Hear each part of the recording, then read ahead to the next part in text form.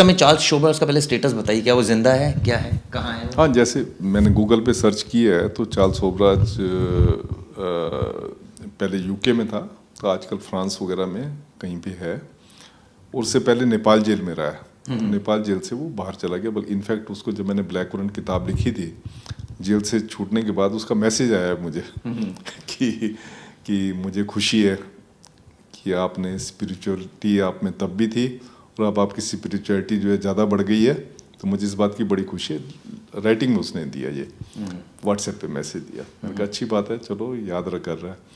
फिर उसने बताया मेरे करैक्टर के बारे में कि था आप उस टाइम पे भी जो है आप जो भी थे ऑनेस्ट थे, अब भी आप ऑनेस्ट हो, ये मेरे को बहुत खुशी है, you are the only officer. चलो ये अच्छी बात है कि कोई रिकॉग्नाइज तो कर रहा है, गवर्नमेंट रिकॉग्नाइज करे या ना करे, कोई एक कैदी तो रिकॉग्नाइज कर रहा है। तो उससे बात हुई थी, वो आजकल मेरे ख्याल फ्रांस में है, कोई मूवी वगैरह बना रहा है। अच्छा, हाँ। तो सर क्या स्टेटस क्या है चार्ल्स शोबराज का? क्या उसको सारे केसेस में, कितने केस थे उसके ऊपर इंडिया में और बाहर, क्या उसको बरी कर देगी, इस बारे में कोई जानकारी है आपको? देखें, इसके ऊपर जो केस थे, मर्डर का केस था। तो इसने गोवा में इसने इसको ना बिगनिंग किलर भी कहते थे। बिगनिंग किलर इसलिए कहते थे कि ये फॉरेन औरतों से जो है दोस्ती बनाता था। दोस्ती बना के उसको जहाँ लगता था कि फॉरेन जो है उसके पैसे वगैरह हैं खूब, तो उसको फिर ये उसको रात को डिनर पे बुलाना, डिनर बुला के उसको सिडेटिव्स कुछ खिला देना। उसके बाद ये उसको रेप करता था और लूट लेता था। और अगर बहुत ही वो इसको लगता था कि टफ केस है तो मार भी देता था। तो इसके ऊपर एक दो केस थे मर्डर के वहाँ के, गोवा के, जिसमें कि ये अंडर ट्रायल था। जब मैं गया था अंडर ट्रायल था ये। तो उसके अलावा जब जेल यहाँ तिहाड़ में था, ये बी क्लास प्रिजनर, उन दिनों में ना क्या होता था कि दो तरह के प्रिजनर होते थे, बी क्लास और सी क्लास प्रिजनर। जो बी क्लास प्रिजनर होते थे उनको होता था कि जो ग्रेजुएट या इनकम टैक्स पे थे at the time of arrest, उनको बी क्लास मिलती थी, बाकी सबको सी क्लास मिलती थी।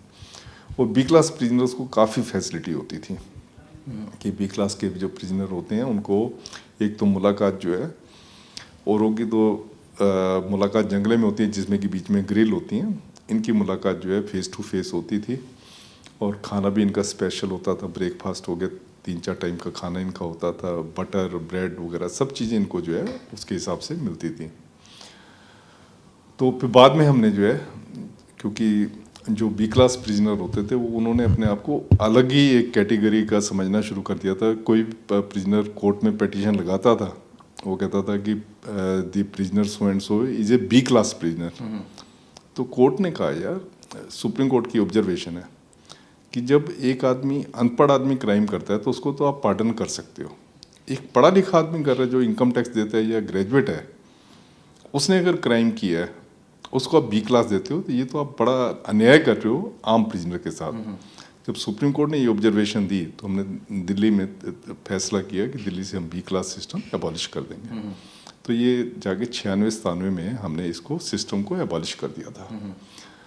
तो ये बी क्लास प्रिजनर था, इसको काफ़ी अलग से सुविधाएं मिली हुई थी, और ये किताबें वगैरह बहुत पढ़ता था, खूब किताबें पढ़ता था।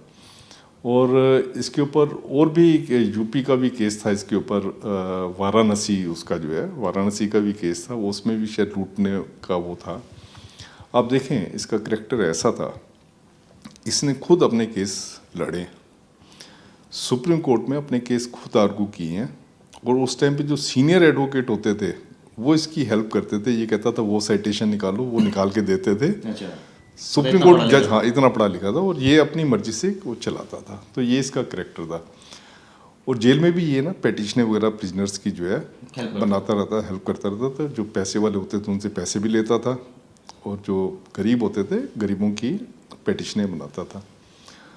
तो हमने जब 83 में मैंने लीगल एड सेल बनवाई थी, जिसमें कि बाहर से वकील आते हैं और वो आके इनकी पेटिशन वगैरह ड्राफ्ट करते हैं प्रिजनर्स की, गरीब प्रिजनर्स की, जो जिनके पास वकील अपने नहीं होते। आपको सुन के हैरानी होगी कि जो वकील होते हैं जो पेटिशनें बनाते हैं, प्रिजनर्स को वकीलों पे, सरकारी वकील के ऊपर विश्वास नहीं होता, लीगल एड के वकील के ऊपर विश्वास नहीं होता कि जो इसकी ड्राफ्टिंग होगी ठीक होगी। अभी भी जो हमारे प्रिजनर्स जो पिटिशन की ड्राफ्टिंग करते हैं, तो जो प्रिजनर जो है वो जो अंदर जेल में कैदी है या अंडर ट्रायल है, उनके पास जाते हैं अपनी पिटिशन बनवाने के लिए। अभी भी उनका मतलब अब लीगल एड सेल सब जगह है, तो अभी भी मेरे को कोई इसमें कहने में कोई हिचकिचाहट नहीं है कि अभी भी उनको ज़्यादा विश्वास जो प्रिजनर पिटिशनर बनाते हैं उनके ऊपर है बानिस्पत की। जो तो आपने बताया कि नेपाल जेल से जब गया था, फरार हो गया था वहाँ से या भाग? नहीं, नेपाल जेल में पूरी कैद इसने काटी। हाँ, इसने लाइफ इम्प्रिजनमेंट वहाँ काटी। उसके बाद छूट के वो जो है यूके गया था। यूके से इसने मेरे से बात भी की। उसके बाद अब मैंने सुना है कि गूगल में पढ़ा है फ्रांस में है ये। अभी कोई कब से बात नहीं है आपकी? एक ही बार बात हुई थी, वो भी एक कोई रिपोर्टर थी, उसने मुझे फ़ोन किया, तो उसने बताया कि चार्ल्स शोभराज आपसे बात करना चाहता है, तो आप। अब आपको पता भी नहीं वो हैं या नहीं? हाँ, मुझे पता नहीं था, तो उसने मुझे कहा कि वो बात करना चाहते हैं, मैं आपका नंबर दे दूँ। तो मैंने उनको कहा दे दो। ये कब की बात है सर?